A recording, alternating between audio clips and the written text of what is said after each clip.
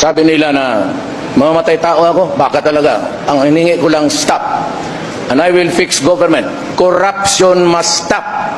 If I'm into the presidency for 2 weeks, tapos walang maniwala sa akin, walang susunod, then even if you give me 10 years, I will not be able to do it. Pero ako kasi sabi ko, ordinaryong tao lang ako, ayaw kong mapahiya. Kaya pag sinabi kong huminto kayo. And for those really, na alam ko na, I have one word for all of government dito sa Pilipinas. Stop. S-T-O-P. Just stop. Just obey the law. And for the civilians, wala kong hingin. Sabi nila, may extrajudicial killing.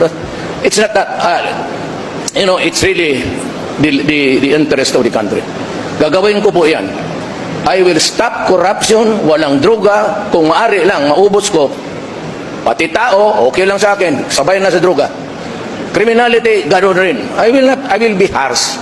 And I'm warning you about in the horizon the coming of terrorism. Pareho yan. But I have to talk to the Mindanao people for peace. Hindi ito makaya kung anong usapan o gera. Kasi ito, historical ito. And even the NPAs, sabi nga ni Season, if I'm president or si Grace, he would come to talk. That is a welcome development. Wala akong hangarin except my country.